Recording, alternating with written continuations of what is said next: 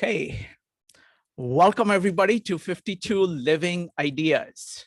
Today is a Comprehensivist Wednesday, and we are in the month of Tao. So we're doing the Tao of May, and it's a comprehensivist, first comprehensivist Wednesday in that month. So we are going to look at the intersection of Tao and comprehensivism.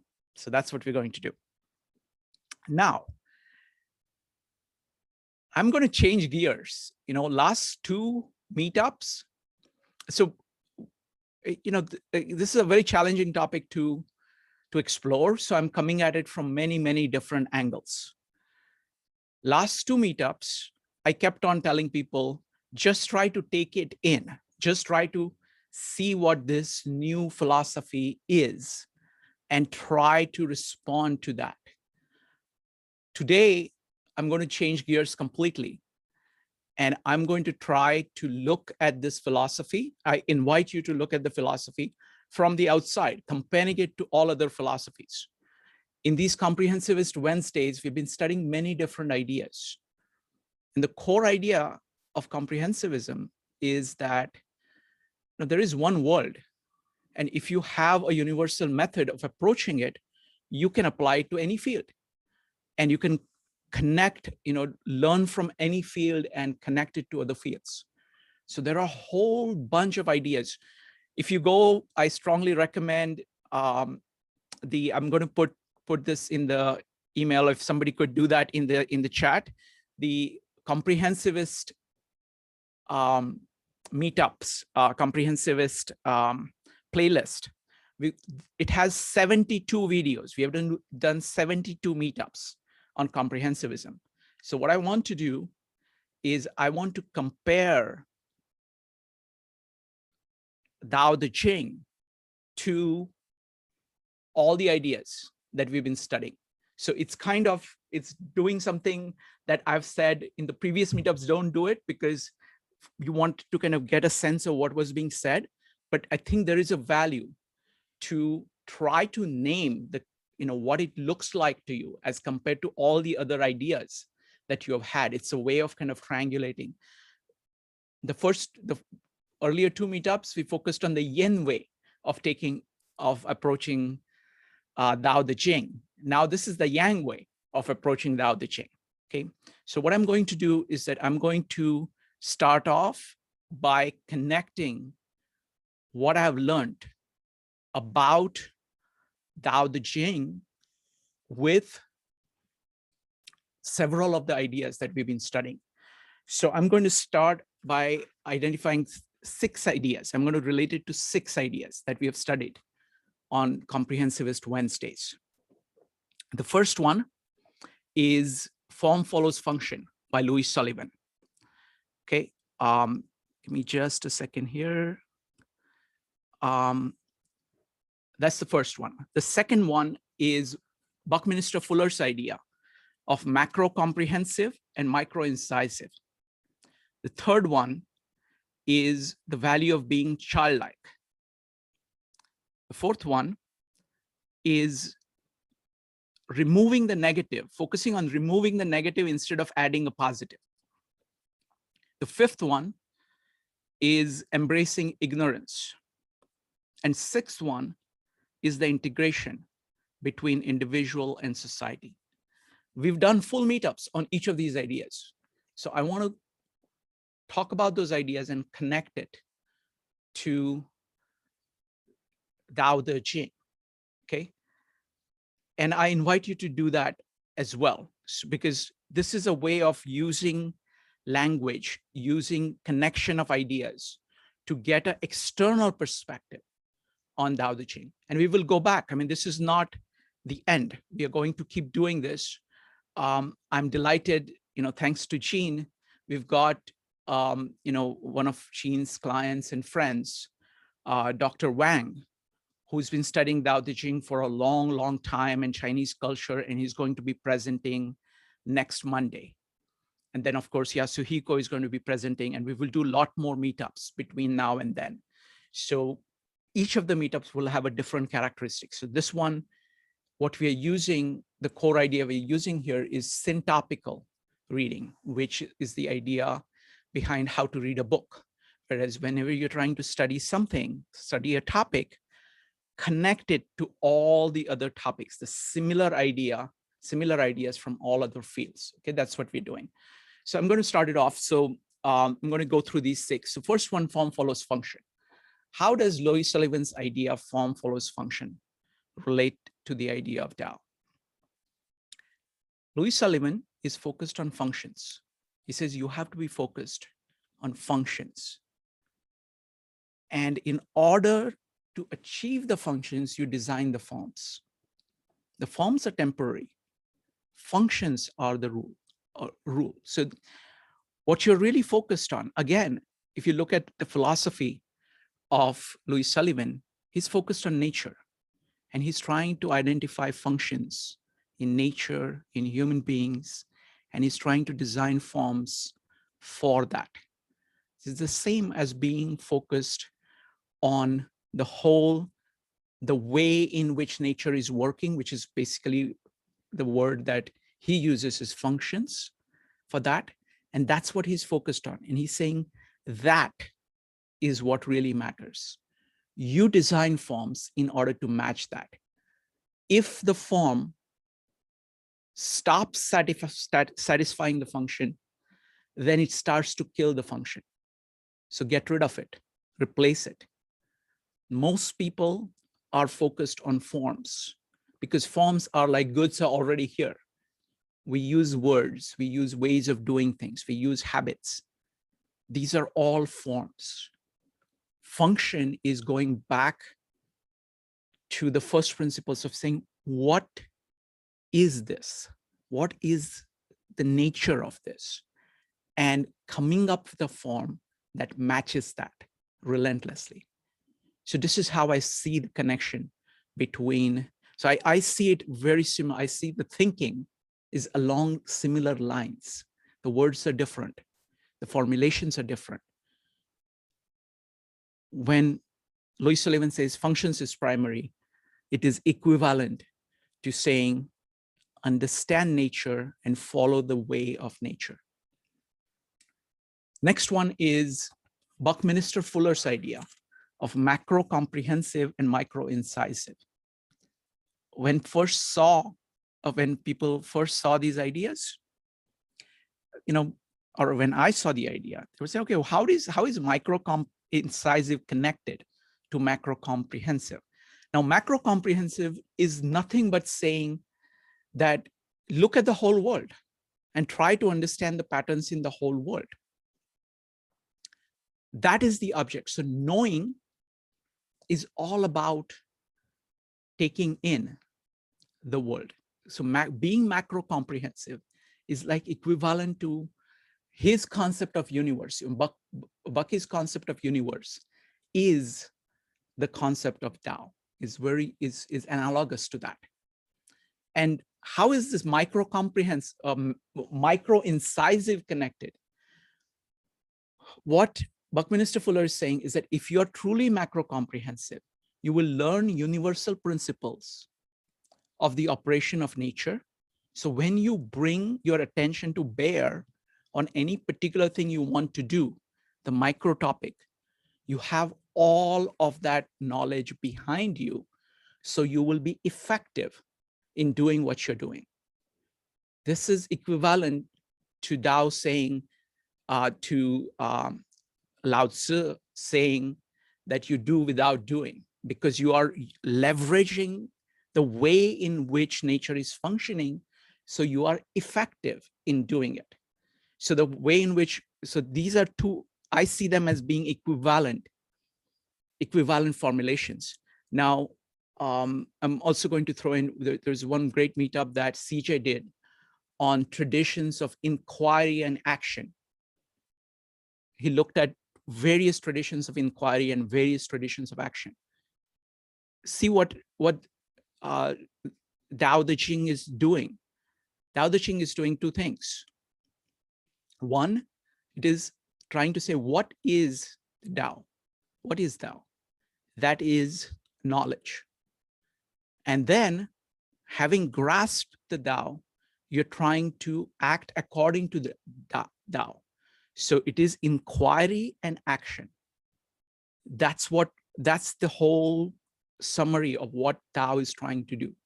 So it is those two traditions of inquiry, of getting to know the Tao, and second, acting according to it. So those are the equivalent to that. Many people, Louis Sullivan, Buckminster Fuller, many people have talked about the value of being childlike. It's the same thing that is there again and again. It shows up in Dao De Jing. What is it about childlike? Because a child is really open to nature. It is curious about nature, and it has not built too many artificial things that stop it from being in touch with nature. So it has less, therefore it is more, because it has not really built in all kinds of all kinds of ways of stopping, trying to protect its ego from nature. It embraces, it has curiosity, genuine curiosity. And that's the same thing, I don't know which number it is, but it says sage is like a child. And that is profoundly true. It's the same idea that all of these folks are talking about. The next one is about removing the negative. Most people, when they say they want to improve their life, they always ask, what do I need to add? A very powerful way of proceeding, which we have talked about in many different meetups, is what somebody calls addition by subtraction. It is by removing things, just like we were talking about the child. The child, because it has not gathered up all these ossified forms and self-destructive forms, it is able to do more because it has less. A lot of the growth is about removing those. The way in which Dao De Jing puts it is that you're trying to actually become lesser and lesser. You're trying to do less. And by that, you're doing more. So it is all about getting rid of superfluous things, getting rid of static things, getting rid of things that are destructive, and dealing with things more, following the path of nature more directly. What about ignorance? We have talked in 2 or 3 meetups about embracing ignorance.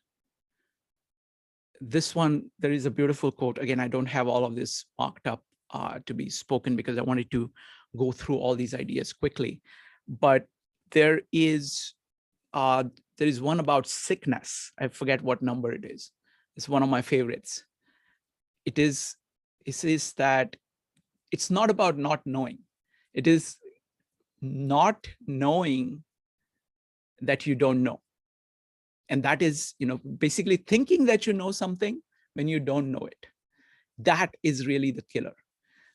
So acceptance of ignorance, immediately admitting your ignorance, immediately admitting your mistakes is crucial to growth. And we have talked about the value of ignorance from many different angles. And this is the same thing that Dao talks about. And the last one is a very unusual example. I wanted to give it because so far we've been talking mostly about kind of metaphysics and epistemology and ethics. We had a very beautiful presentation by Karen on individual in society. And her beautiful point was, most people think it is individual versus society. And she says, no. It is actually, you either fear the world, other people, and yourself, or you trust other people, the world, other people, and yourself. If you fear, you are like this. You are actually afraid of the world. You're trying to evade what the world is telling you. You're afraid of other people. You're afraid of what is in you. So you're not even looking at what is in you. So you're in this position. And she says, if you trust and love, then you go like this. Both hands go out. You grow as an individual and you grow as a society. So you either trust the world, other people, and yourself, or you distrust and fear all of it. And this trust is, again, a very core point. So this was a quick romp through several ideas that we have discussed. And now I want to open it up for discussions. What we're trying to do here is to get a perspective on what Taoism is and how it is comprehensive. So I'll say one last thing. I mean, Tao by its nature is comprehensivist. You're saying the Tao is everything. And you're saying, I want to understand the way of how everything is working, and I want to act accordingly. So it is by its nature comprehensivist, and it is doing it in a very direct way. So I think it's a very powerful way of implementing the idea of comprehensivism that we've been talking about. So that's my introduction. Now I'm going to open it up for any comments, any relationships. You're welcome to talk about what you see as the nature of the Tao. You can talk about connecting Dao De Jing with anything, any idea that we have discussed.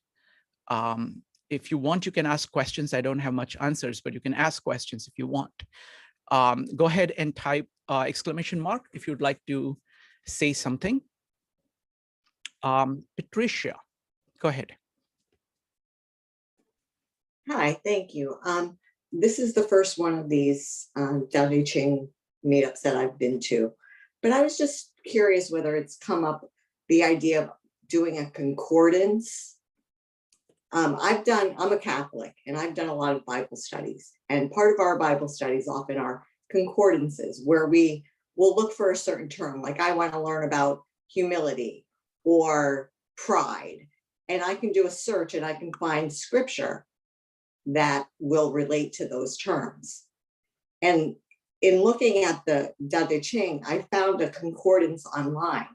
So I was able to, just while you were speaking, look up the term ignorance, function, form, and find specific chapters in the Tao that relate to those specific terms, so that you can easily know which chapter to look at for those common themes.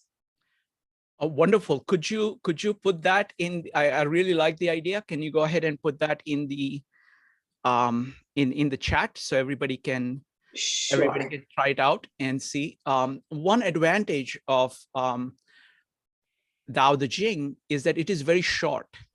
It is very, very short. It is 81 short poems. So it is, what I'm hoping to do is that I'm trying to read it enough number of times and hear it enough number of times that I have most of it. I'm also trying to name all the poems so that I can refer back, what is the big idea I got from each of the poems. So I'm trying to name all the poems. I'm trying to build something that is scaled for me, but I will also love to look at the concordance. Thank you. Yeah, I think somebody put it in the chat, but the website also has each chapter, it provides multiple translations of each chapter. So you get a different flavor for the chapters. Excellent, excellent. Thank you, Patricia. Folks, go ahead and type an exclamation mark if you'd like to make any comment. You can make any comment on what I have said. You can make any comment on connection between any comprehensivist theme and Taoism, or you can talk about your impression of Taoism as connected to any other philosophy or comprehensivism idea that we have looked at. Lisa, you're next.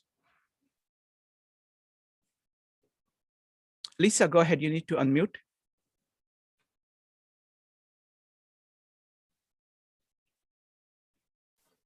Lisa, thank you. Thank you. I'm sorry. No problem.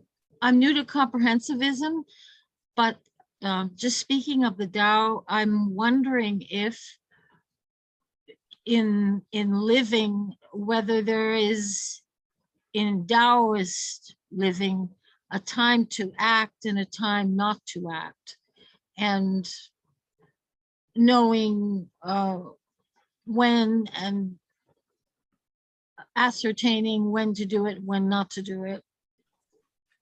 And I'm wondering if this is part of the Tao. Oh, yeah, absolutely. I mean, Taoism talks a lot about that. It is very focused on doing, not just doing things for the sake of doing it, but just it's like almost like a minimalist way, understanding the nature of things very carefully and taking the most gentle action that will have the maximum impact. Okay. But we'll keep coming to this. We're going to be doing many meetups. Don't trust any of the answers that I give. There are going to be better, there are, many people will have a lot to say, and ultimately you have to read the book, because that is far more richer. Because just on this question, this question of action, the basic idea is that you act according to the Tao. Tao is the way in which nature functions. So a lot of what you are trying to do is to keep understanding, keep listening, and keep acting. There is a tremendous value placed on gentleness, and acting in a way which is in concordance with everything, kind of a win-win-win in everything. So there are many different ways in which there is. So as as Jean was pointing out in the presentation yesterday, it's almost, I've classified all the chapters, and about 20 of the chapters is about nature of Tao. And there are another, like maybe about 25 to 30 chapters about how do you act in accordance with Tao. And then another something like 15 to 20 chapters is how do you act again, what does it look like when you're not acting against the Tao? So it is all about acting based on the way of nature. Thank you. Next up is going to be Joe, Sarika, Stephen, George, and Bilal. Joe. Yes, just briefly, because this is kind of like drinking from a fire hose. I like the idea, though. I really like the idea of how you spoke to form following function and how that relates to the Tao, how the forms are temporary, and the adaptability of things like of nature. If you observe the nature of water and how adaptable it is, that's kind of like it adapts to the functions.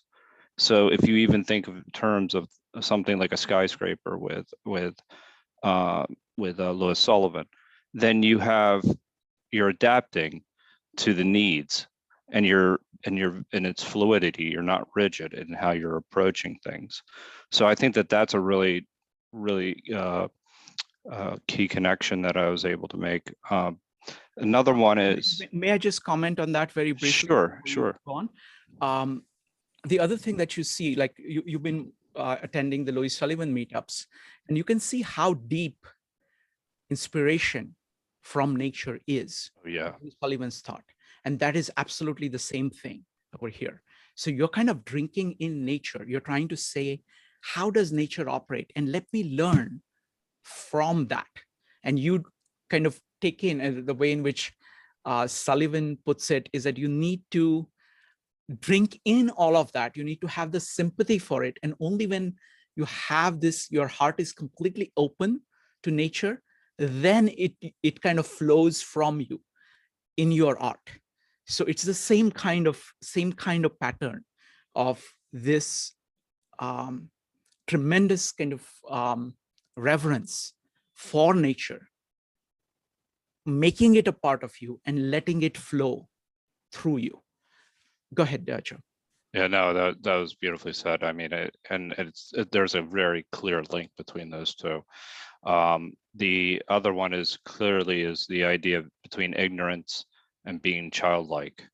Their poem 49, trust and power, is the idea of who are wise souls, they're children, because they don't have the constructs around their minds. So would you like to read it? Sure, yeah, that's fine. The wise have no mind of their own, finding it in the minds of ordinary people. They're good to good people and they're good to bad people. Power is goodness. They trust people of good faith and they trust people of bad faith. Power is trust. They mingle their life with the world. They mix their mind up with the world. Ordinary people look after them. Wise souls are children. And yeah, I mean, the idea that they haven't necessarily formed these judgments, but these judgments are actually like kind of constructs that hold people back, and they're asking questions too. At least that's the whole basis of the Meetup on Ignorance, is that you're constantly asking questions, you're discovering things new. You haven't created the barriers that don't allow you to ask the questions that are necessary. And he speaks about that very specifically when he said, right around second grade, kids lose interest in science for some reason, or third grade, they lose interest in science. And why is that? It's because we beat it out of them, and we put answers in their heads, and we give them tests, as opposed to saying to them, what are the answers? How do they approach it? And I think Rapali has covered that beautifully in a number of different ways. I also think that macro-comprehensive and micro-incisive is very important as well, because Bucky actually takes into the idea of the whole universe. And then when he says that, he talks about the idea of how we pollute our own minds, specifically in operating manual spaceship Earth. And when we pollute our own minds, it's not totally distinct, or it's just like the child, the child that essentially who restricts themselves, or we restrict ourselves, unlike children, to why solutions we can't come up with certain solutions. So the example, I remember we talked about it at the time, was the idea of desalinization costing too much. Well, what's the real cost of desalinization? And if you take in the whole universe of what it really is, it's not as much as we really think it is. We've polluted our perspective of the world, and that children don't have this pollution. And that's an important part, I think, of the Dao De Jing is as well, of how not only is it's unbiased in how it approaches the world. So I'll just keep it there. Those are my initial thoughts. I had some others as well. With system, yeah, with system, yeah. I know there's a line. Thank you. Next up is going to be Sarika, followed by Steve. Sarika. Okay, I don't think my bit is as put together as that. Just some thoughts. So I think one time I read a Persian poet line that said, abandon your, or sell your cleverness and buy bewilderment. And I was like, I just don't grasp what that means. Like, I just don't get it. But this book, because in chapter 19, it says, drop wisdom, abandon cleverness, and then kind of drawing to the number 71, where we're talking about sickness, which could also be like mental illness and sickness, talking about realizing that our knowledge is ignorance. So just thinking out loud here, and the insights that I'm getting is that, whether it's like our egos, or whether it's like the cloud of mental illness and the stories that we make up, however clever we think they are, or whatever thought patterns like I might have that are not serving me, like however clever I think they are, like to really abandon them and deconstruct them. It's like more beneficial, because yeah, it's like it's a sickness to be so tied and rigid to these constructs and will lead to bewilderment or something. Just a thought I liked that in the Tao Te Ching about that. Thank you. Thank you, Sarika. And folks, anybody is welcome to read out any of the poems, because they actually illustrate the points better than most of us can. Certainly I can. So let me go ahead and read the poem 71, which is one of my favorites. My title for it is Be Sick of Sickness. To know without knowing is best. Not knowing without knowing, it is sick. To be sick of sickness is the only cure. The wise aren't sick. They are sick of sickness. So they are well. Okay, so that is I just love the poem. Next up is Stephen. So I just wanted to comment on Lisa's question, because it really resonated what I read. I'm reading Everyday Tao Ching, and the author or the translator said that when the Tao was written, it was written for royalty. It wasn't geared for the commoners, and he wanted, this translator wanted to do it for the beginner. And Lisa's question is, when is the right time to take action? And in the preface of the book, he talks about wu wei, which means that most of the time, nothing is the right thing to do, let it be. And how that affects me personally, it teaches me patience. Another thing that I've experienced when I was in the QE waiting to speak, I noticed that answer or my thought became very stale. Once I started to let go of that thought, and I took so proud of saying, wow, I found something relevant to Lisa's question. And each person who spoke kind of lost its value and became more and more and more, so to the point where I'm even shameful to even to talk about it now. But anyway, thank you. Wonderful. Thank you. Thank you very much, Steve. Really appreciate that. Next up is going to be George, Bilal, Maritza, and Kate. George. Thanks. Yeah, I've been looking at the online parallel text by Derek Lin. I put up the link there. Thank you.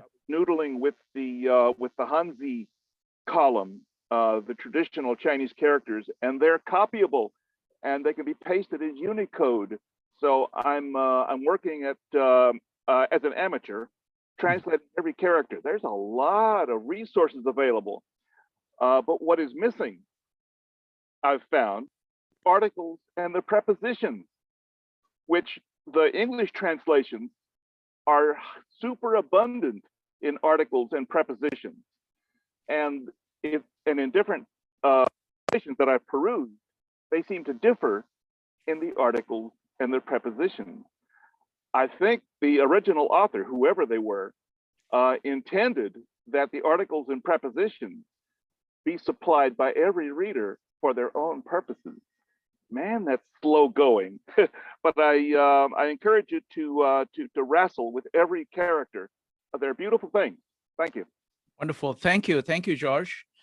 I mean, it's really fascinating topic. I mean, one of the topics that I'm deeply interested in is the alphabet and the difference between the Greek and the alphabet that we use with just 26 characters.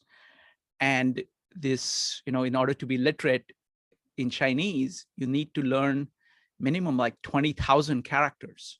So the way, and it's kind of pictograms, it's not really pictograms, ideograms. So it's like picture plus sound all built in. So you look at it and you get all this entire thing. So it's a very big difference between the way in which language works. The entire Dao De Jing is just 5,000 characters. That's it. And so the way in which I was talking to a colleague of mine who is Chinese, and she was describing how these characters operate in the mind, as opposed to how English operates in our mind. And so it's a very, very deep topic about the difference in these two scripts. And I look forward to discussing that. We're going to be having, there is a gentleman called Walter Ong, who has done fantastic work on this. And two of his editors are going to be joining us in a couple of weeks to talk about the difference between spoken and written, and difference between different scripts, and what it leads to in the way in which the mind uses these. Next up is going to be Bilal, Maritza, Kate, and Kevin. Bilal. Hey, thanks for giving me the opportunity to ask this question. I just wanted to know about life after death. What is the belief in Taoism about that? Okay, that's a good question. I don't have an answer to that, so we'll just put that as a question. And what we're going to do, Bilal, is that none of us are kind of experts in this. So what we will do is we will keep coming to it. We're going to be doing at least a dozen meetups on this, but we will definitely come to that. Next up is going to be, let's see, Maritza, Kate, Kevin, and Jade. Maritza. Hi. So there's a couple thoughts here that I wanna connect. I'm looking at, so my rabbit hole for today is chapter 13, and I will read out the Derek Lynn version, because that's my current favorite now. And it says, attain the ultimate emptiness, hold on to the truest tranquility. The myriad things are all active. I therefore watch their return. Everything flourishes. Each returns to its root. Returning to the root is called tranquility. Tranquility is called returning to one's nature. Returning to one's nature is called constancy. Knowing constancy is called clarity. Not knowing constancy, one recklessly causes trouble. Knowing constancy is acceptance. Acceptance is impartiality. Impartiality is sovereign. Sovereign is heaven. Heaven is Tao. Tao is eternal. The self is no more without danger. So what is most fascinating to me about that is actually, the way he says that the self is no more without danger. Interesting thing is that there's a Spanish version. So I read this, okay, I've read this a lot of times now and listened to it, but there's a version that I actually got from Amazon in Spanish that I'm not a huge fan of it, because it's the way it's truncated so much. But for chapter 16, I'm fascinated by the way in which she translates, and she says, then the first part, and this is, I'm just reading it in Spanish and I'm translating this to you guys in English. It says, the three first statements are statements of exclamation. And it says, create an emptiness that is complete within me so that I can reach total tranquility. And then the next exclamation sentence is, may everything around me move on its own. And then it says, may everyone around me flourish spiritually and move forward towards knowing their true essence. And it sounds amazing in English, but even more so to me in Spanish, because, verdadera esencia, it just sounds like, it just very impactful. And that is, it's like, wow to me. And what it makes me think of, so I've been hanging out with Shrikant here on Saturdays, and he's been, changing my life here with Lewis Sullivan. And in chapter 18 of Lewis Sullivan, we're talking about something similar. And Sullivan urges us to step out of our indulgence of the self. And he says, today's individual has become self-centered and we drift along, stretching ever further from societal concerns. And to me, I hear that in this chapter here. But interestingly enough, it also makes me think of, and you didn't mention this one as one of your 6 themes, but I'm going to throw it in here. Dr. Akoff's system thinking. In some of the lectures of his, I don't know if any of you have listened, but he is amazing. If you haven't, I really recommend it. He makes a statement. He says, we the trapped tend to take our own state of mind for granted, which is partially why we are trapped. That's not his statement. It's actually Sir Geoffrey Vickers' statement, but Dr. Akoff used it to kind of explain to us how we're solving problems wrong. And we're actually looking at exercises and not problems. And I see in this same chapter, this idea, and that's what the Derek Lin translation, to get back to that one, it says, you know, the self is no more without danger. And that's what I'm hearing here. It's not, I'm hearing that this Dao De Jing is saying there is a sense of self that is destructive to our personal and societal growth. And it's only in finding a way to let that go that we can do any. And somebody had posted in the chat that didn't see anything about growth, but actually I did find a translation, I think it might be Dwyer's translation. He actually uses the word growth in the beginning of chapter 16, which is funny because it doesn't, like, I've read a bunch of other translations and it doesn't. But that's what I'm hearing when this is saying that we need to find an empty within us. I'm hearing the same admonition or things that we're hearing in so many other philosophical tomes that are saying, you know, there is a sense of self that it's like we focus too much while at the same time not focusing enough.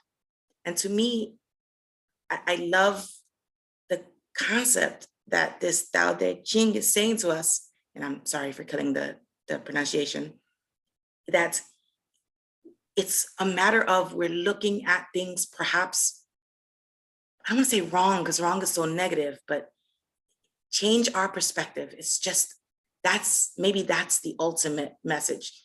Just shift your perspective and try to move forward with a slightly different understanding.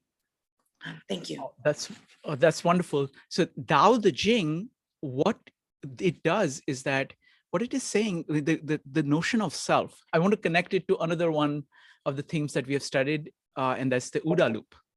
It is all about saying, it is saying that don't fall in love with your ideas and don't mistake your ideas for yourself or the world.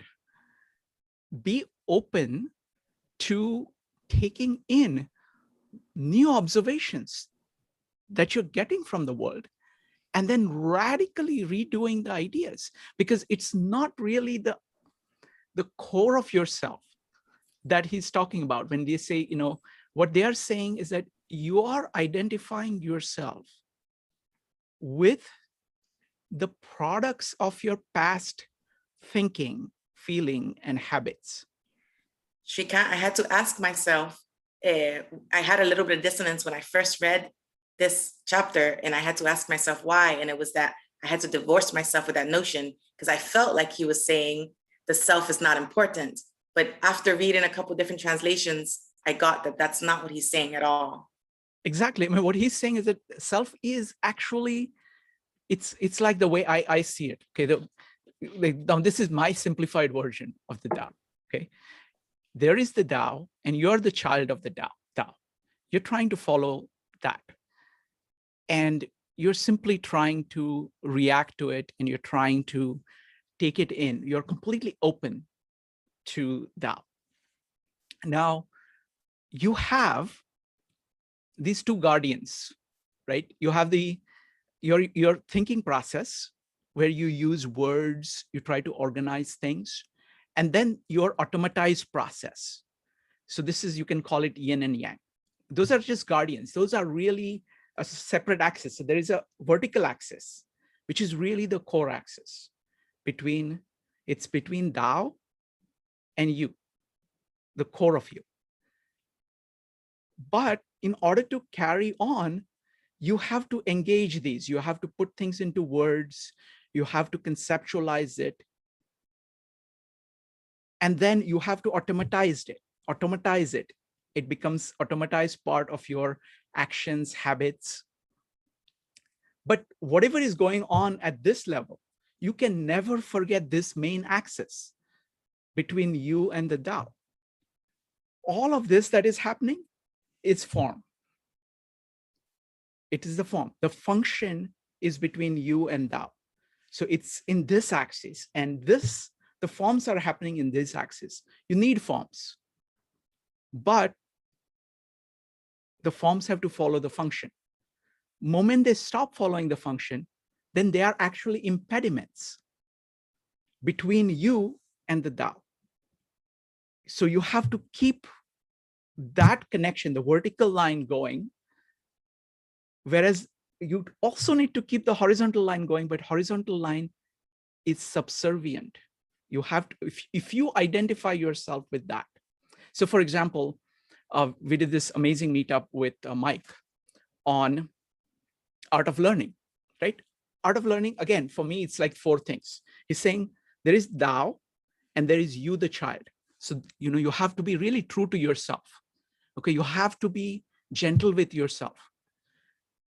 What he's doing is that he believes, what Josh does is that he identifies principles, fundamental principles, that is using logos, it is using thinking, saying these are the core principles, okay?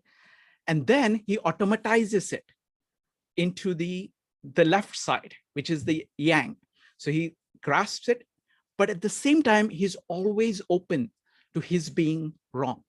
So if you want to summarize art of learning, it is those things, you know, be true to the Tao, be gentle with yourself, work with yourself, keep identifying the fundamental principles, keep automatizing them, and use these 4 things all the time.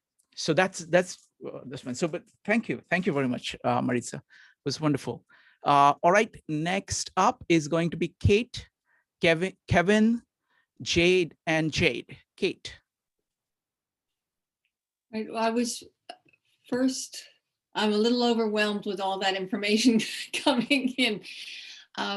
What I wanted to say was, in relation to the talk yesterday about water, for instance, I was looking at both the clips and I didn't see any difference between the yin and the yang. And I looked several times because I thought, what am I missing? I see water as, for instance, as more of a part of the whole. So yes, it changes form, but it's not making a choice. It's changing form in relation to the environment. So I guess what I'm trying to articulate is we are all everything. So in a group of people, let's say, I'm just going to use an example of let's say a classroom with a bully. If you remove the bully, someone else becomes the bully, because that's a component and we all have it. So we can all step into that role depending on the circumstances. So what I'm trying to say is the water is just an element in that environment, and we are water. We are responding to our environment without realizing it. I think it's my thought, but actually it's kind of an accumulated thought based on the group dynamic. You following what I'm saying? I'm trying. Yeah. So let me first address the point about yin and yang, videos. That was a little bit tongue in cheek, but what I meant was this. What happens is that whenever people look at Taoism and they say that, when they hear things like, for example, the first videos, the yin videos that I put in, they're all about saying that don't act forcefully based on the wrong ideas that you have, thinking that you're going to get anywhere. Actually listen to what is going on. And if you listen very closely to what is going on, and then act gently along those lines, you're going to achieve a lot more than just blindly going on whatever ideas that you have. Now, many people see this as a way of passivity, which it is not. And that's what I wanted to emphasize by giving an example from martial arts, where you could clearly see that the same approach, the same leads to this, fantastically effective action.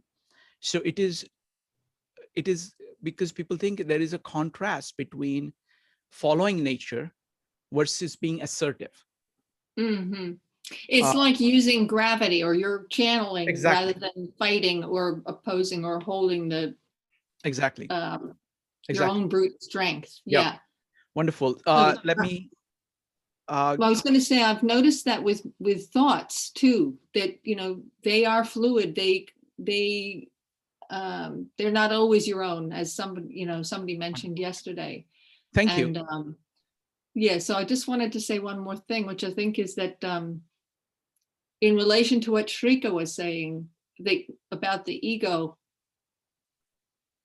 when you forget about your own presence, that is that's an answer to what she was asking, was where is the ego? I think when you can take your attention off yourself completely, then you are more in that element of change and dealing with flow. Yeah. Thank you. Next up is Kevin, Jade, and George. Kevin. Thank you, Frank. I just follow Kate's question about the yin and the yang. That's I would understand it's a different view. It's not a different culture. For the yin and the yang, it's self-contained. What's that mean? Let's say yesterday I used a seesaw, right? That's a playground tools. You see that you normally that way we can either understand from east to west, all culture. Let's see one side yin, another side yang. However, let's see for ourselves as a self or ego, there could be at the same time exist to everyone. That's one perspective. Even let's see for self, for we still have some soft traits and some is rigid, is different personality or different, every time is different. So it's like, I can't remember who see the first presentation, draw a circle, you keep a small, each circle, each point have yin and yang. Anyway, what I'm going to talk about for mine is chapter 60 and chapter 80. Okay. It's about in a big level. Let's say I'm going to read a couple of then try to connect together. Sure. In chapter 60, it's ruling a larger country. It's like cooking a small face. Using dough to manage the world. Then on chapter 80, the first they say the smaller nation has a smaller population. And the crowding, the last is the crowding and barking are heard. It's like the dog and the chicken can be heard. That's from when I was a child. That's ideal. My neighborhood, ideal. We can live naturally. We don't need the next 10 people retired at old age without going to the war, going to exchange. That's another. Let's see about our trade. I give you something good, you have to return something good. We don't need doing that. Even you offer me something good, I could give you more. That's normally let's see first. Even Baker Joe mentioned that if you blame me, I still like you. You still good. treat you as person. You could good do, doesn't matter you could doing good to me or not, always good to you. So that's a kind of nature. He also mentioned, I don't be cannot remember which chapter, about a big country. Big countries like the sea, like the very bottom compared to water. That's how to contain the whole world. If we imagine those concepts, imagine the pandemic time, vaccine. Now, if let's see everybody work together, every country work together, we would be different. Last one I want to mention, if you use atom try metaphor ourselves, we keep saying self, self, self. We are atom. If atom self, you could be easily go away. That if you work together, could be oneness. That's, by the way, that's the question, the just wanted about the death and the life. It's by nature. If you by nature, you always eternal, always exist. Thank you. Thank you, Kevin. Next up is Jade. Jade, go ahead. I think I kind of had a lot of what I was going to say listening, but I think the thing that might be relevant still is when you read the poem that you referred to as Sickness, it kind of reminded me of Kierkegaard's Sickness to Death and his concepts on, like, I believe it's despair. I might be getting the terminology wrong, but I think it's those basic, I think it's basically touching on the same stuff. I just think it's interesting how a lot of the concepts within this text seem to be, I don't want to say universal concepts, but kind of. I don't know if that's the right term. They're just terms that, and I know people learn from each other, but they're themes that you see all over the place. Like right now, I could say that they're clearly borrowed, specifically from this text. Like if you look at, I don't know, a lot of people don't watch cartoons, but a lot of people do. Avatar: The Last Earthbender. I think a lot of it is based on this, down to the fact that you have the Earth tribe, the Water tribe, and the embodiment of it. And then later on, she figures out that, manipulating Earth is really manipulating, she has to be able to manipulate water. She has to be able to manipulate, like to find how everything is connected and how you almost overlook the connections and what something actually is. Because steel was Earth, or steam is water. And to just the ability to identify and correlate between things. So it's just interesting how people have built on these things over time. And, honestly, I can't say within like the more formal philosophical texts, whether or not they were, especially when they're from different regions, whether or not they were really borrowing from each other or whether it's just coincidence. But I think it's interesting. Now I kind of feel like, no, they're specifically borrowing, but it's, I don't know, it's just interesting.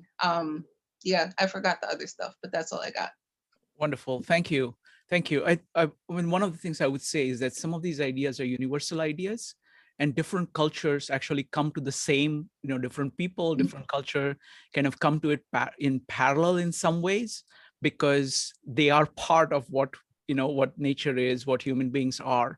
And people discover them kind of independently sometimes. Sometimes there is a connection between them, but both of them happen at the same time. So I think Madeline has not spoken before, so let's take Madeline, and then we'll do breakout rooms, and then we'll come back. So folks, for the breakout rooms, we're going to run it only for about 15 minutes.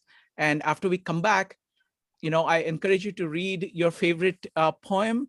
I also encourage you to bring any questions or any comments. So it's going to be fairly informal. So you can read poems, you can ask questions, or you can do comments. Okay, so Madeline, go ahead. Yes, hearing Jade speak reminded me of her presentation that she gave on Jungian types. And the Tao, it makes me recall, there was one poem in the Tao, I forget which one. It makes me recall the discussion that we had in Jade's group during and after the breakout rooms about the opposites of types and how like someone who is a ruler or a tyrant can get tied to their opposite. And I think there are a number, at least one part, I think possibly more, where the Tao talks about clinging to a position for too long makes you first hard and then brittle and prone to break, and how your sort of opposite MBT, this parallels with how your opposite MBTI type can kind of imprison you. Thank you. Thank you. I mean, the thing that it reminds me of, you know, of the formulation that you said, if you cling to your ideas too long, you become hard and then brittle. I mean, for me, that's like the OODA loop, classic of OODA loop. You hold on to your ideas, and what happens is that the world keeps changing. So progressively, even if first time you came up with your idea was the right idea, as world keeps changing, as you keep changing, it becomes increasingly away from integration of the world. And then it becomes, as a result, it becomes brittle. So you have to have this process of what John Boyd calls creative destruction. So you are doing destruction and creation continuously as a way of doing that. All right, folks, so let's do breakout rooms for 20 minutes and then 15 minutes, and then we'll come back to continue this discussion. Starting the breakout rooms now. Welcome back, folks. Welcome back. All right, so we've got a more flexible format today. So you can do one of four things. One, you can ask questions. I'll collect all the questions and we'll deal with all the questions at once. I put Bilal's question also in there. Second, you can talk about your takeaways. What did you get from this meetup? Third, you can read any of the poems that you like. And four, you can make any comments about Dao De Jing and its integration with comprehensivism. So you have four choices. Go ahead and type exclamation mark if you'd like to share. Keep on topic, be brief. Feel free to disagree with anybody, speak your mind, do it courteously. We'll start with Kevin. Kevin, go ahead. Just a second, wait. Jyoti says that there are questions that people asked yesterday. I have the entire list of questions. I'm going to put that in the question part, okay? So today we can give answers. I wanted the questions to percolate for a day. Go ahead, Kevin. That's great, yeah. Yes, I'm going to quick read a few of sentences in chapter 41. Go ahead. About out-of-box thinking. Mm-hmm. The true substance appears inconstant. The great square has no corners. The great vessel is late in completion. The great music is imperceptible in sound. The great image has no form. The Tao is hidden and nameless. Yes, it's only the Tao that excels in giving and completing everything. Thank you. Thank you. Next up, so let's keep the comments short. You can read the poems. They can be as long as you want, as long as it's one poem, which is all short. And then, of course, questions. Go ahead, Jade and Madeline. Jade. I guess I'm just going to give 2 points from our group. I was thinking that overall, I haven't read the whole thing, so I can't really say, but it seems as though there's a theme about creating a sense of respect or understanding of limitations and a sense of respect and understanding for freedom, and a question of the balance of the two. The second thing was we were starting to discuss water, and it came back to the literal because I came back to Avatar. And the thing is again, how we are, the interconnection, and how, I'm going to mess this up now, but the overlapping of how what is within us is, I don't think I can explain it now because I forgot what I was saying before. But even if, let me just explain the literal, is the fact that I think we don't recognize what things are because we kind of are so stuck on defining them. So it's like we are, people in the group are talking about how we're so much water, but we don't really consider ourselves water. And we don't necessarily consider ourselves like relatives to water. And yet our composition is so largely water. The conclusion from that, I don't know, but it's just still like how we make correlations and how we don't make correlations to our interconnectedness. That's it. Wonderful. Wonderful. Thank you. Thank you, Jade. Next up is Madeline. Yes, I thought I would just add a bit of information about who the Taoists were. They were extremely educated people. They were from upper class families. They had made it through the Mandarin examination system to become part of the imperial empire bureaucracy or courtiers. So when they talk about, you know, the king or the something or how the government works, they were extremely well informed because they were part of it. And they got sick of it all and went off individually to live in the mountains as hermits. So they were people who really hadn't had much contact with the common man before, and did do a lot of meditation and movement exercises, and were basically had gone from very sophisticated urban lives to living on nuts and berries and trying to distill their wisdom in both this and in the other Taoist writings. Thank you. Thank you, Madeline. Next up is going to be Maritza, followed by Joe. Maritza.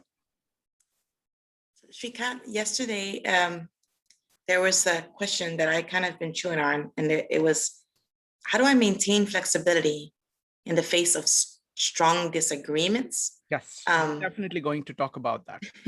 Okay, good. So, in my breakout room, we spoke a lot about rigidity and flexibility, and so I would like to read the poem 76 because it's it's talking about trees and plants, and it's I kind of really like it. While alive, the body is soft and pliant. When dead, it is hard and rigid. All living things, grasses and trees, while alive, are soft and supple. When dead, become dry and brittle. Thus, that which is hard and stiff is the follower of death. That which is soft and yielding is the follower of life. Therefore, an inflexible army will not win.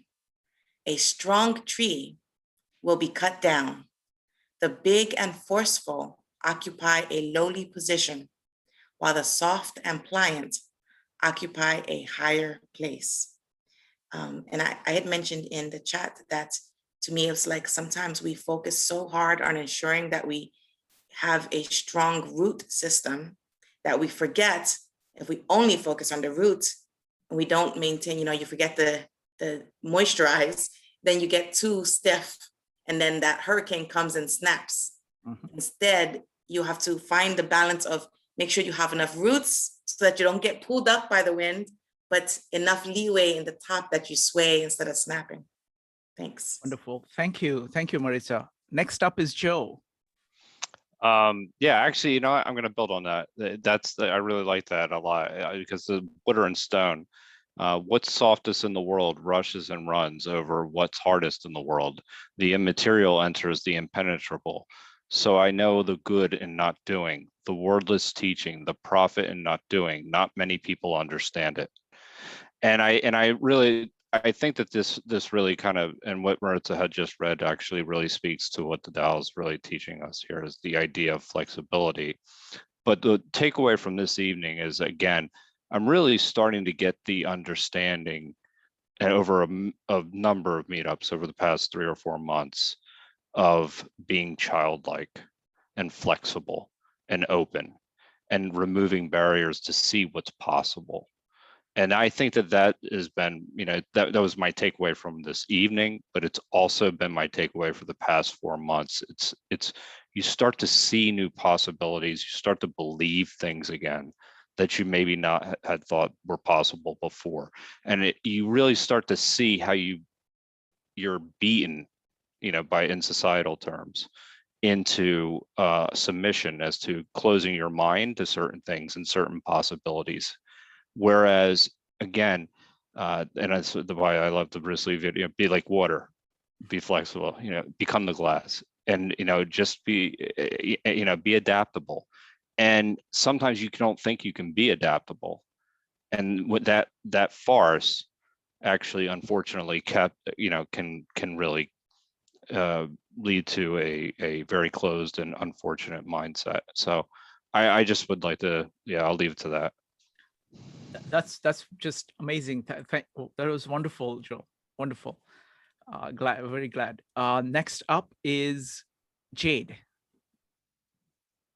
I think the only thing I have to say in reference to the water is that water also finds an opening, and it can find the tiniest opening. And if you've ever had a leak, you know how much water can get through the tiniest gap. I've had a leak in my basement.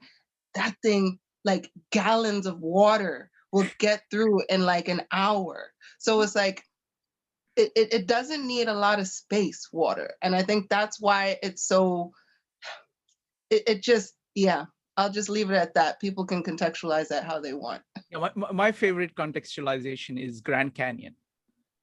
That's just, yes, that's just water flowing. And it was persistent. Yes. Wonderful. Next up is Mike. Mike, go ahead. I have Wayne Dyer's translation in front of me. What I like about it a lot is at the end of every chapter, he has something called Do the Tao Now, which is just a basic application for something you could do in real life. And just kind of piggybacking on what Joe said before about being childlike, and also the poem that you read earlier in the evening about the wisdom of a child. So this is, I'm just going to read the paragraph that he ends with, Do the Tao Now. He says, spend an hour with a child today, taking note of how much wisdom is embodied in what appears to be a juvenile behavior and belief.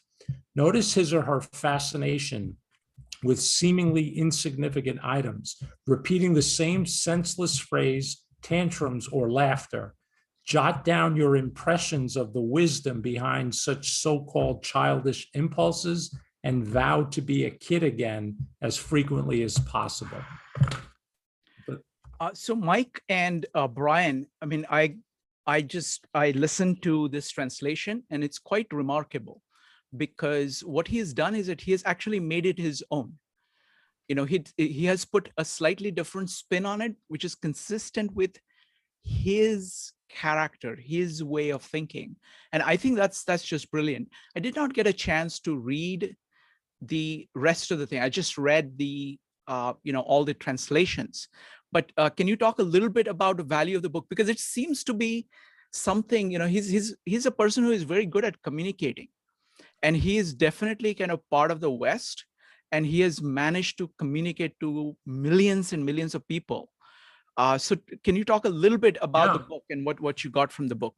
Sure. He, to my understanding, he wrote the book, or he said he lived the Tao for a full year. So he divided the 81 verses, say, over 4 days. So he took each chapter and then he tried to live whatever he got from his original translations. And he kept a picture of Lao Tzu on his desk as he meditated, and he wrote everything by hand. And then he got out in the real world. He talks a lot about, he exercised a lot when he was young, but he was, either lifting weights and running, which he called like hard physical fitness. And as he got older and then reading the Tao, it transitioned more into yoga. Then I think he wrote this while on Hawaii, and he would talk about swimming in the ocean and just letting the ocean. Everything to him was about just allowing. In the book, he repeats it over and over. So then what he did is he wrote the phrases in his own, or the poems in his own words. He meditated on them for 2 or 3 days, and then he put them into application in the real world. And he makes a suggestion at the end of every chapter of how you can do the same. So it's just a great link, especially for someone starting out, because it's almost like a roadmap of how to interpret, the poems yourself. So excellent. One of the things I liked about it is all the titles of his poems start with living. So it's all about living. That's, what are you trying to do? You're trying to live. And he talks about different aspects of that. So that's great. Brian, would you like to add anything? Nope. Go ahead.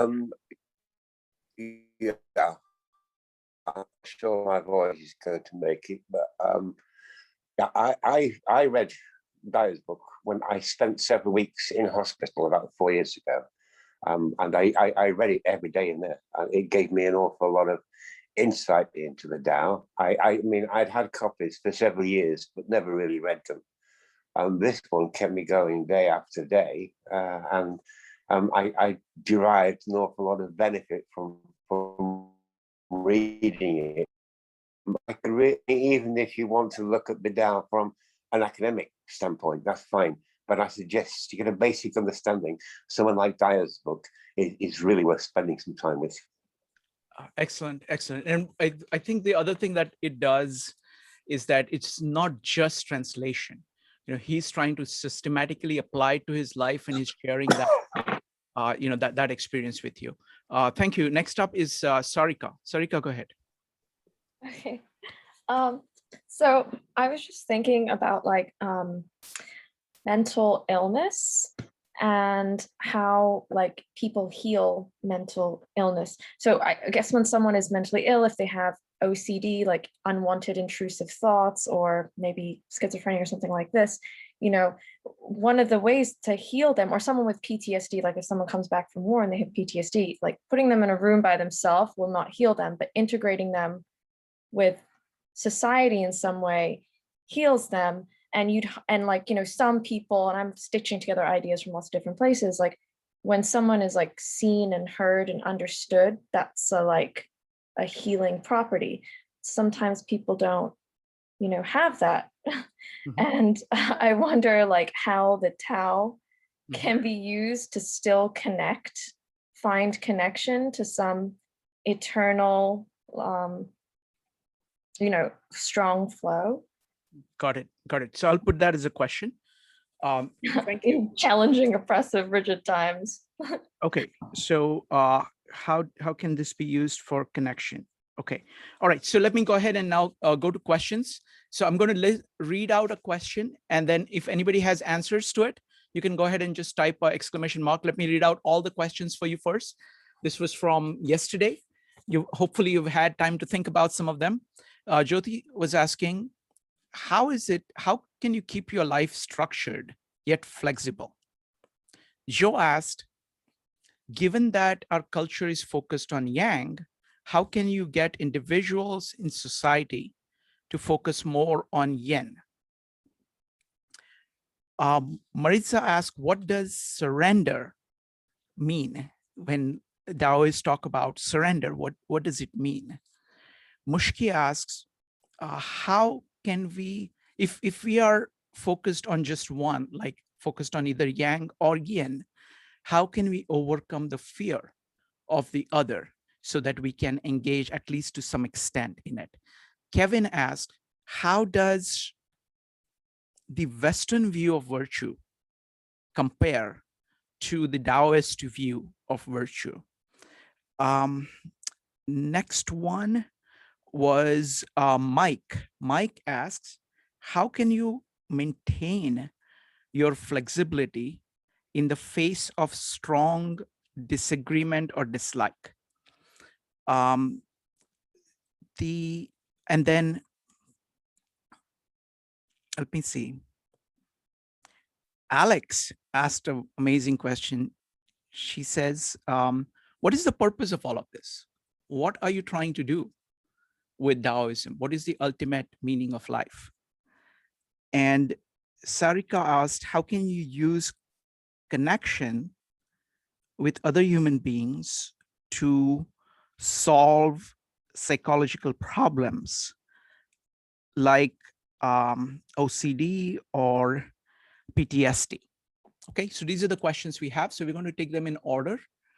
So first, again, this is a lightning round. George, did you have a question to add?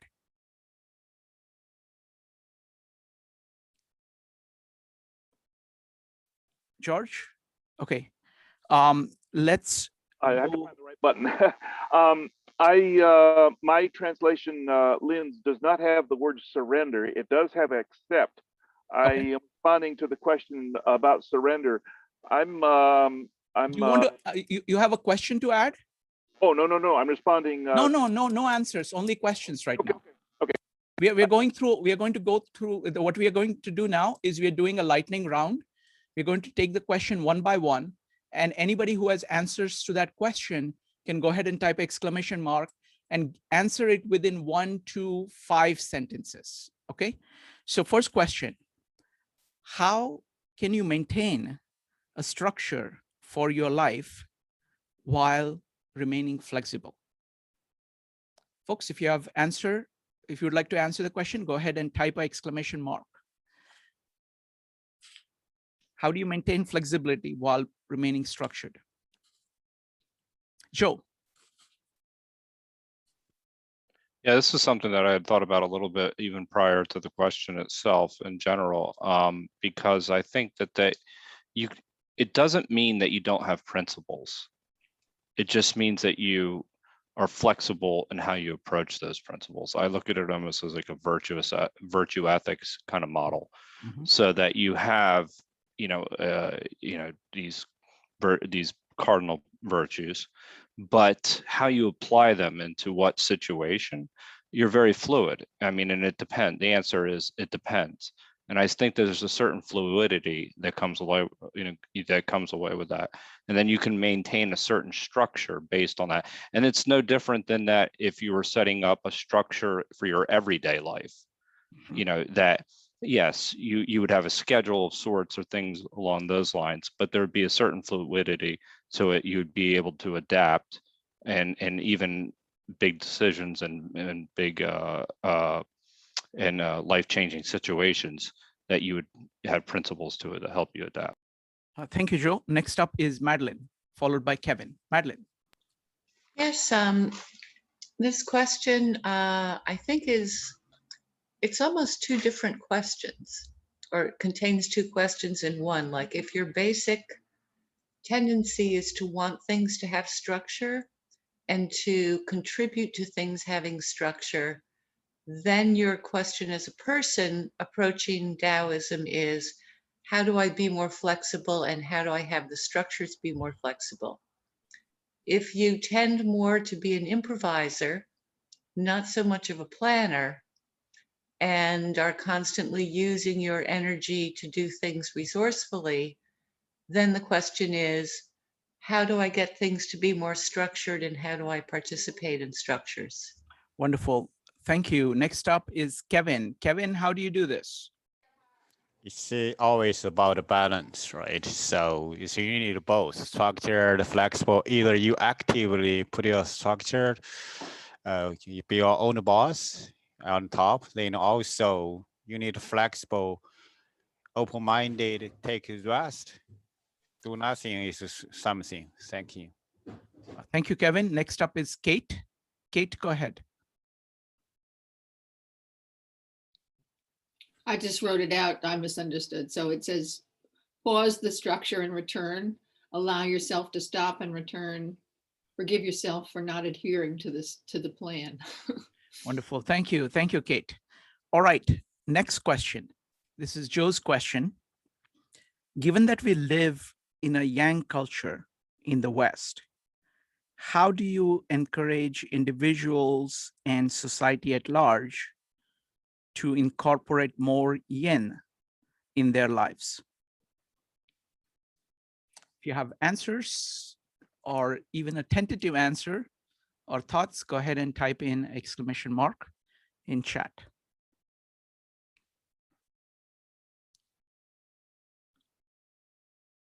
All right, anybody? Jyoti. Jyoti followed by Maritza. Jyoti, go ahead. Yeah, I think the purpose of yoga and meditation is to get you started with the yin, so that you know that silence can be productivity and focus. So those are the two means, the two ways you can do them, and you can start introducing that as in the curriculum in the schools, elementary schools. They should start as soon as the children are in the kindergarten. And that's one way. And not punishing or rewarding, Yan style is another way. You don't encourage people to be quick and impulsive and impatient and looking for the reward, immediate reward. So that can all start in the schools and the workshops for the parents, and that's one way. It has to start at that level, and then so that by the time they are adults, they're fully formed. Wonderful. Thank you. Donna asked, what's the question? The question is, given that we live in a Yang culture in the West, how do you encourage individuals and society at large to appreciate and use more Yin? Next up is Maritza, Kevin, and Joe. Maritza. Jyoti's answer was amazing. I was just going to tell people to go outside. I really think that if we go outside and we look at a tree, we are softer because it forces us outside ourselves. And there is a slight bias, perhaps, but I am of a mind that it's impossible to view something so grand and majestic that nature has produced, that was there before you and will be there long after you're gone, and holds so many secrets, and not somehow slide the balance from the rigid and the structure and the go, go, go that this world embodies. Maritza, you're going to have me looking at trees in the middle of New York. It's not. That's my plan. Fair. Absolutely. What I would say, I would add one thing. One really powerful way of doing that is to look at the East, because East, both Chinese and Indian cultures and all the cultures, they have a lot more Yin than the Western cultures. So you can read, for example, this thing called Dao De Jing. And go ahead. I just want to note, they also have an entire art for trees. Mm-hmm. Just put that out there. Yes. Thank you. Next up is Kevin, followed by Joe. Kevin. Yeah, softness is a power, like a water. Water can, nurture you or can blow you off. And yin and yang is self-contained. Imagine the logo of the yin and yang. Yin side have yang little dot. In your side, little bit yin. So that make you complete as one. Thank you, Kevin. Next up is Joe, followed by Kate. Joe. Yeah. So, I mean, the answer that I was kind of coming up with when I thought about this is just to be less dogmatic in your belief systems overall. And then to, as we had been covering on Thursday nights, obviously embrace a little bit of chaos to that. But a critical component to this is, and it also comes from yoga, that Jyoti had mentioned, is the idea of less judgment in that process. So the less judgmental, the less dogmatic, and the more that you're willing to challenge your own belief system. I think that's the way, honestly, to incorporate more yin into your life. Now, how that gets done on a massive scale or on a societal level, I think that that's a challenge. It's a challenge, but I do think that if people are less judgmental in general, that it has a way of carrying over. Yes. Yeah, carrying over. Thank you. Thanks, Joe. Next up is Kate, followed by Donna. Kate. I wrote down, allow people to be themselves without judgment. Assume that they know something that you don't. Assume that there's not one answer to any question. And I think, hearing the judgment in your own thinking. Yeah, that's a great point. Kind of listening to other people, actually listening to other people is a very powerful way, because it's a completely another complex being, and you're trying to take in, instead of trying to get them to do something now, you're actually trying to say, who are you? So this That's idea what I of, love about this meetup. yes, thank you. Thank you. I mean, it's the concept of kind of authentic relating where you're actually trying to listen to the other people. And because we are such complex beings, you know, and each of us is trying to improve ourselves. And there is a level of kind of camaraderie, benevolence that people have towards each other. I think it's a very good good place to be kind of more yin, and because you can immediately see the advantages of it. Next up is going to be Donna. Donna, go ahead. I think, and a lot of people have said similar to, if you can quiet your mind, then that typically will be more yin and truly quiet, where in a meditative state, and it doesn't have to be active meditation, because that potentially is even more doing. So it's going from the doing is the yang, and the being is the yin part. So moving from the being and just being, and that can be however you discover it and allow it to happen. As Maritza said about looking at a tree, you could look at your hand, you could look at an animal, whatever brings you into the present moment. Wonderful. Thank you. Thank you, Donna. Next question is from Maritza. Maritza, can you restate your question about surrender? I want to make sure I get it properly. Oh, I was just questioning, what does surrender look like when we're talking this philosophy? Okay. All right. So that question, what does surrender look like in Taoism? George, go ahead. Yeah, I've been looking for the English word surrender and couldn't find it. In which chapter find that, please? Okay, Marisa, can you just read out the poem? Yeah, which has the word surrender? Because I've got a thought on in a transaction, each side surrenders what they have and the other accepts. It's a bilateral relationship in a transaction. Of course, other chapters speak of victory in war as funerals, where there's a martial aspect to surrender. I prefer the transactional version, where in a transaction, both sides surrender and each accepts. Thanks. Thank you, George. So it's actually the same. It's actually the same poem I read earlier, chapter 16. There's just different, so many different versions. Looking here, the one that I looked at, this is Jan J.L. I'm gonna kill the last name, Duvendak. So it's actually a European translation, and what they say is to return to, and this is just a piece of it, to return to the root is called stillness. This may be described as surrendering one's trust. Surrendering one's trust is called the constant. And so that's a piece of what I had read before, and just it made me wonder.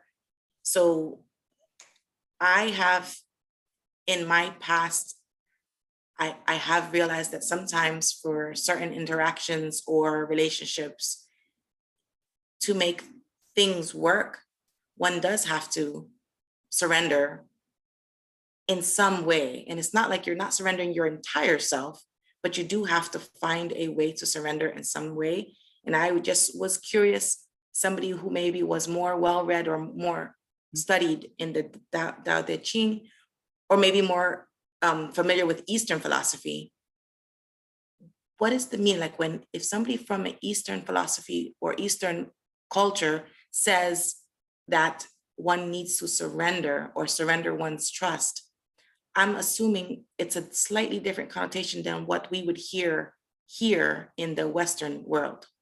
Yeah, I mean, from the Indian philosophy, like for example, the poems that I read from Gitanjali, there the concept of surrender is there. It is simply surrender to nature or God. Basically, it is saying that you had some preconceptions, but those are actually against nature. And you need to surrender those because that's the only way forward. So it is kind of acceptance of God, acceptance of nature. And so it is almost synonymous. It is synonymous with acceptance. So acceptance is what they're talking about. And it feels like surrender because you tend to hold on to your ideas for dear life. So you have to let them go. So that's what it is. Next up is going to be Jyoti, Kevin, and Sarika. What do you think about Yes. Go ahead. I think what Shrikant, you just said about surrendering to God, that is how it is interpreted. But also in Hinduism, letting go of your ego is also called surrendering. Like it's standing in your way. So usually it's the ego that's keeping you anchored to your ideas. So let it go. Surrender yourself. Thank you. Next up is Kevin, Sarika, and Joe. Kevin. First, personally, let's see, from a Dao De Jing perspective, war is bad. Let's use simple words. Okay, so surrender self is not the words from the Dao De Jing perspective. Why don't you use, let's say, formal follows function, use follow, or let's say learning. If you good, I'm learning from you. If nature is bad, of course, I follow nature. Thank you. Very good. That's wonderful way of putting it. It's like follow, inform follows function is the same as surrender or acceptance. So you're just basically going according to, it's very well put. Next up is Sarika, Joe, and Kate. Sarika. So I did message you to disregard my other question because I think this question is much better and speaks to it. Because I think that so chapter 16 on attaining emptiness and clinging to interior peace kind of reminds me of meditation and,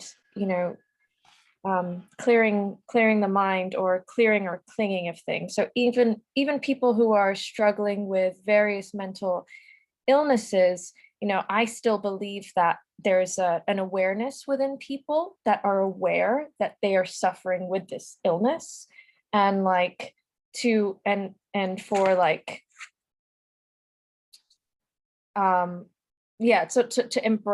embrace emptiness and the acceptance and the gentleness of the human experience, which can be difficult, and then the process of releasing these beliefs and thought patterns is very, very difficult.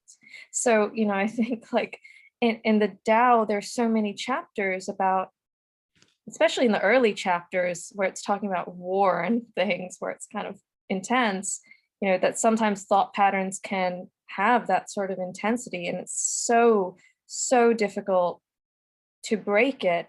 And the other thing is that the Tao, I know that there's a part that's about submission, and it seems like settling into the Tao is like being submissive and passive. But I mean, my hope, my golden hope is that even if it is passive in a way, and mixing some psychology here about raising vibrations and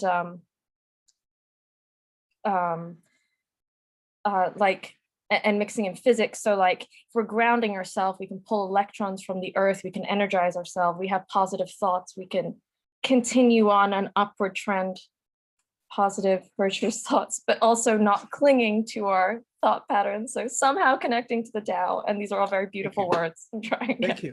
Thank you, Sarika. I'm going to read the 16 again because all the translations are different.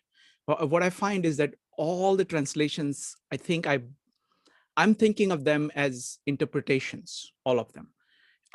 And it's almost like you're having a conversation with the Tao, because it's really conversation with nature. That's what it is. So this is from Ursula Le Guin's translation. Returning to the root. Be completely empty. Be perfectly serene. The 10,000 things arise together. In their arising is their return.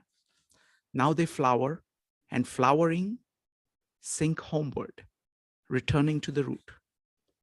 The return to the root is peace. Peace. To accept what must be. To know what endures.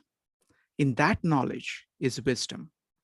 Without it, ruin, disorder. To know what endures is to be open-hearted, magnanimous, regal, blessed, following the Tao, the way that endures forever. The body comes to its ending, but there is nothing to fear. Next up is Joe, followed by Kate. Joe. Oh, that was all. I mean, that was awesome. Yeah, and sometimes in thinking about these things and the idea of surrendering in general, we talked about surrendering to nature, but it's also important to just talk about what it is important, or why it's important not to surrender to things like material things. And so that's the opposite. So that would be the opposite of what the Tao is actually trying to tell us to do. So it's the Tao is telling us to surrender to nature, therefore is to not surrender to material things and to material goods is a very important point in the text itself. And you see that throughout the text. And so it's, when you're talking about surrendering, you have to consider both sides. It's a Charlie Munger approach to state the opposite. Yeah, absolutely. But the way they use words, they don't call it surrender, the other side. They call it, because the thing is that what it is, like for the first poem, this is just one paragraph out of it. So the unwanting soul sees what's hidden, and the ever-wanting soul sees only what it wants. So it is like when you are trying to, if you want something, regardless of what Tao is telling you, then you are kind of artificially holding on to something. Letting go of that, they don't call, so that is very different. So the distinction I'm making is that they look at, they're saying that what really matters is the Tao and your relationship to Tao, and all their concepts are kind of based on that. I don't know whether it is clear. I don't think I'm being very clear, but thank you. Next up is Kate. Well, I was thinking yesterday that the two are the same, acceptance and surrender. And then I realized, surrender is stop fighting. And I realized that they are actually different. So surrender isn't an act, and acceptance is more passive. It's also probably the superior power. So if I'm the one in control, like the parent or the teacher or whoever is in control is the boss, I accept. Whereas if I am the employee, child, student, I surrender. I don't have the power, and it's a different type of acceptance, isn't it? Thank you. Next up is Andrew. Oh, wow, that was fast. Okay, so I just wanted, Shrikant, you just talked about wanting and the whole thing of kind of desire. And this is something I've thought about for a while. We keep hearing messages, in all of these writings about how wanting and desire are kind of negative emotions, that a more peaceful state is when you're away from those feelings. But it's kind of dichotomous, and points that what I'm about to say points to the fact that you really do need to respect. You need to respect your ego. You need to embrace it. Your ego is not a bad thing, because what are we doing all here right now? We all want something. We want to be better. So like this idea of desire being a negative this is kind of like the Tao. Accept the fact, it's almost like accept the fact that this is part of your natural state, that you do want things, and wanting in the right context is good, right? We want to learn, we want to be better. So anyway, I think a lot of times in some of these spiritual teachings, these ideas like desire immediately is like, that's a bad thing, let's try to get away from desire. Well, embrace really what that means. It's part of the equation, and it's special. Thank you. I want to say that they are, the thing is that, like, when you look at an individual paragraph, it is very easy to kind of interpret it this way or that way. But when you take the whole corpus, right, of what they're talking about, what they are saying is that desires which are not consonant with nature is not in your interest. And desires that are consonant with your interest, they are seeing as just following the Tao. So they're not saying don't do anything. They're very much saying follow the path of the Tao. So now the way in which the concept like desire is thought of, we are living in a time which is highly psychological in its terminology, how we think about it, how we think about emotions. This is a very different time that we are, this is a work from a very different time. So what they are saying is that they won't, so they are looking at it either kind of accordance with nature and not in accordance with nature. That is the fundamental distinction that they are making. And what they are saying is that if it is not in accordance with nature, there is no reason that it came to be from nature. It came just from you as opposed to nature. And that's the thing that they're trying to distinguish. So it's an issue of terminology as well, which is very different.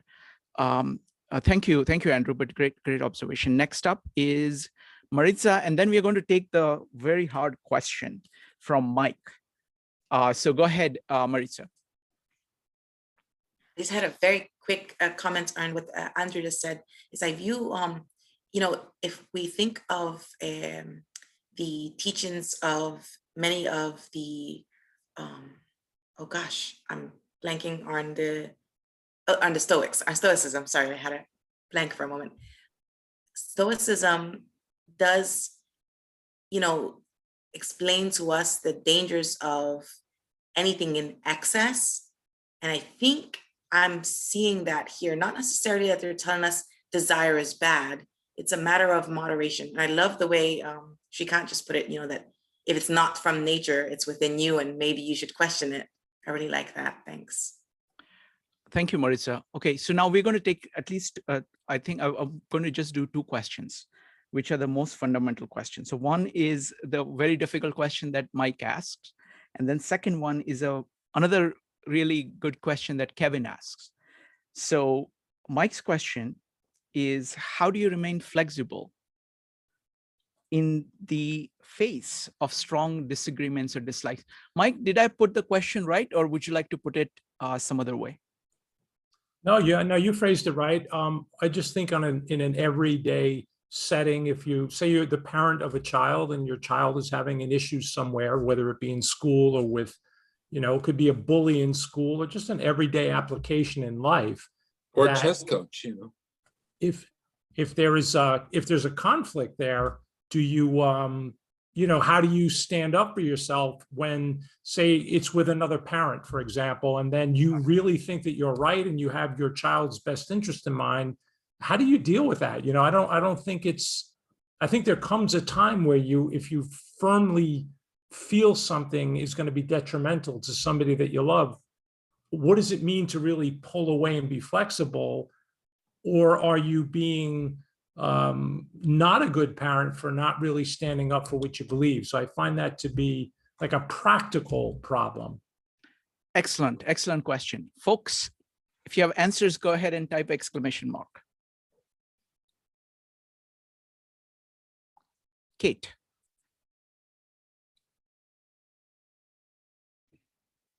I think in that specific instance, for just as the example, if you acknowledge their point of view and that you attempt to really hear their point of view. The other side usually will do the same, and therefore it becomes more fluid. So instead of being the two sides need to be right, you open the door for more flow. And yeah, that's my answer. Okay, anybody else? I've found one of the easiest things. Even when I go into it thinking of this idea, I think it's never going to work. But the simplest idea is simply hearing people out who disagree with you, and then then you tell them that, okay, this is what I think you're saying. Is that correct? And they say, yes, that's what I'm saying. Now let me tell you what I want to say. You hear them out, then say, and make your point explicitly and clearly. And so I just want to make sure that you got it. Can you repeat it for me? Okay, once that is done, I think what happens is that there is a base that gets formed, which is so much better than what you started out, that you kind of get a lot of kind of commonality. Now, there are places where there are disagreements, but at least people see that you're trying to be just to them, and they see, you see them also trying to be just to you. And, so maybe it helps with like 70–80% of the issues. And at that point, even if you say on this 20%, we just disagree, you go away with something that you can live with, both parties can actually live with. That's what I always get surprised that actually this thing works.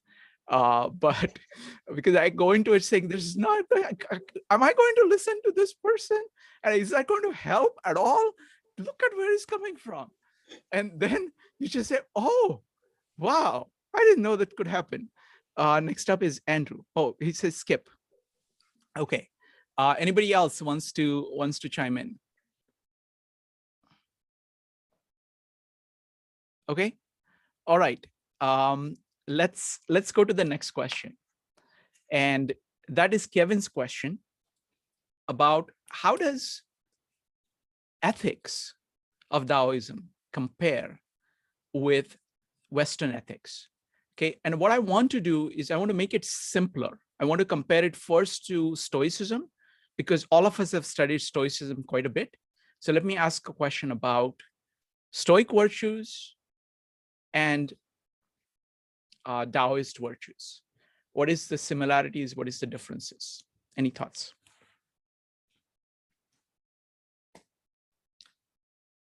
Joe. Nature. I mean, living in accordance with nature. So our natural being. I'm trying to think of some of the others. I mean, clearly there's an element of justice as well that you can see throughout the Tao. And mindfulness. I think Stoic mindfulness is actually another aspect of it. I actually should know a lot more of those. Let's just run through all the four virtues. So justice, temperance is actually huge. Mm-hmm. So we've even been talking about it. Maritza just mentioned it. So temperance, courage, justice, and wisdom. So wisdom is a constant theme throughout the entire. We talked about that with the childlike being wise. So there's a crossover there. Temperance is one of those as well. That not to know when to stop. And then I'm trying to think of a specific poem that has courage in it, but they all have the underpinning of courage in it. So it's I'll come back if I think of it. Sorry. The way I see it is that like the foundation of Stoicism starts with acceptance, which is identical to this of saying, accept, because without acceptance, you can't even begin. So accept what you can't change, and then do what you can. So that's basically the courage is simply doing what you can. And it also has the kind of the multiplicative effect that Taoists talk about, because Tao is saying accept the nature and then act according to nature. right? Stoicism is saying, accept what you can't change, identify what you can change, and do that. So it is, again, the dichotomy of control. It really focuses your attention on things that you should be doing. And it makes things a lot simpler. It's all about not fretting about things you cannot control. That is kind of saying, that is simply saying, nature should not be like this. Nature should not be like that. No, no, no, you don't do that. You just accept what is given. And then, but again, it also seems like passivity, stoicism, but it is Right. not. It is exactly opposite of that. It is simply saying, know where the walls are and know where the doors are. Don't bang your head against the walls. Know where the doors are and walk through them. Walk through them. And then you can go far because you're going only through doors, not through walls. So I find, like stoicism to be very, very close at an ethical level to Taoist thinking. Marissa, go ahead, Joe. Yeah, no, thank you for pointing that out. The discipline of desire has a strong, link to this as well. And I mean the entire discipline of desire, which actually would encompass the dichotomy of control as well. And so, yeah, I should have seen that. Sorry. I thank you for clearing that up. Oh, excellent. This is the advantage of going back and forth. Next up is Maritza. Yeah, I was just going to bring up the dichotomy of control concept. You beat me to it. No, but I see a lot of that in many of the poems here with the Dao De Jing. It's this caution to ever remember that there's so much that we worry about that isn't all that terribly important in the grand scheme of things. Yeah. Now, so far we've talked only about stoicism, but there is the entire range of Western philosophy, and which actually varies quite a bit on ethics. It's all over the place. It's all over the place. Comparatively, I think the range of ethics of the classical Chinese philosophy seems to be closer together, as best as I can tell. But I'm not familiar as much with it. So there is some difference with it. I think the acceptance of nature kind of permeates all, like most of Chinese philosophies. Not so. Like Plato is definitely not about acceptance of nature as much. There is, so there is quite a bit of, Western philosophy which is not about that. There is kind of conceptions of will which are kind of anti-nature. They kind of put it as anti-nature. Like conception of will in Stoicism is consistent with nature.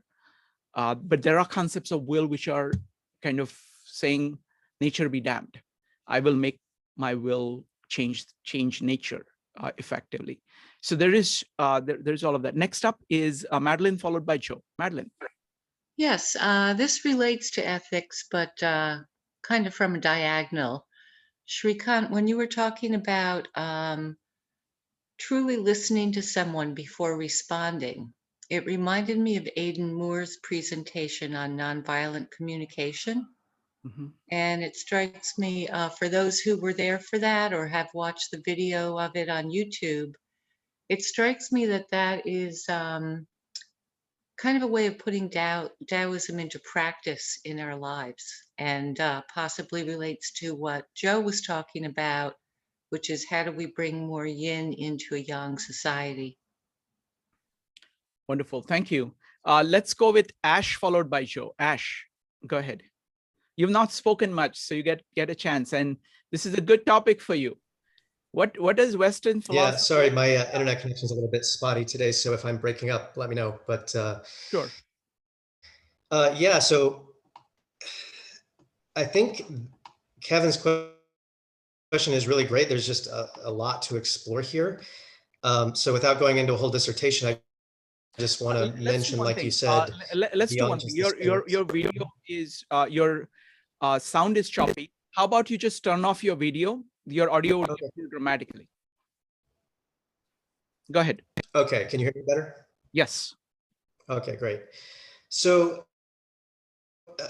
the history of Greek thought, really the core issue for the pre-Socratics was about what they viewed as the paradox of change, and how could something be itself and become something else without there being some kind of contradiction involved. And so Parmenides viewed all change as an illusion, and then Heraclitus responded to that and said, no, it's any kind of permanence or stability that's the illusion, and everything is change and flux. So then Plato's whole philosophical system, which was the first real full system of philosophy in Western thought, was an attempt to reconcile those by separating, by basically separating the world into two. So there was this world that we observed with our senses that was all this Heraclitean flux. And then there was this higher reality of the forms that was permanent and stable. And this world that we observe was just some kind of pale shadow or reflection of that. So then when you get to Aristotle, he was trying to respond to Plato by reuniting those by coming up with a naturalistic metaphysics that could explain change with and resolve that paradox. And so that gave rise to his whole theory of causation, the four causes and form and function, and all of those things, which then gave rise to his conception of ethics, which is similar to the Stoics. I think we're drawing a lot on Aristotle in terms of this view of virtue, or in Greek, it's arete or excellence, as acting in accordance with your nature. And then also, Aristotle had his idea that the virtues were, this golden mean between extremes, that we're sort of balancing these two poles of some dimension. So I think there's definitely a lot to explore there in terms of similarities with some of the Taoist ideas that we've been discussing. So it's, yeah, like there's a lot more that could be said about that. I really think it's an interesting question. And so thanks for bringing that up, Kevin. Thank you, Ash. Next up is Joe. Joe, go ahead. I'll be very brief. One thing it does clash with is deontological type of thinking, very, very rigid type of beliefs in ethical systems. So it's worth noting that that is one area that in Western thought that it really doesn't get along with. Wonderful. All right, folks. So this is going really, really well. I'm really pleased with these meetups. I think the range that we are covering, the kinds of connections we are making, the kinds of questions we are raising, I think this is just great. And we're going to keep building up on it. The next one is going to be on Monday. I've gotten used to doing this every day, so I don't know what, I think I'll probably do one on like Sunday or something like that if I have time, because I'm going to keep reading more. Again, so it's just so easy. I like the fact that it's just 81 poems and you can read. You don't have to read through. The order also does not matter. So I would say try to find your favorite poems, try to categorize them, read series. So I have like a series for the Tao. So these 20 poems about the Tao. So I would just read those, or 20, like 15, 25 poems about the sage. What does it look like? Or what can go wrong? There are like 15 poems for that, and reading them together in various ways. So try different translations. I think Wayne Dyer book that Mike and Brian recommended is a gem, because he just takes those ideas and starts to apply it to his own life, and he's very articulate about doing that. He has slightly odd terminology, which is very much his terminology. Like, for example, wherever the Taoists say way follows nature, instead of nature, he puts your own true self. So he kind of changes that context. And so, but you read enough translations, you can kind of understand where people are coming from and filter out whatever it is that you don't agree with, and follow and try to write your own poems, and draw your own diagrams. So look forward to having you on this journey, and let's keep learning and let's keep talking. So the next one scheduled is on Monday. Dr. Wang will be here, but I'll probably do one on Sunday at 12 o'clock if I have time. All right. So thank you very much, folks. See you soon. Bye.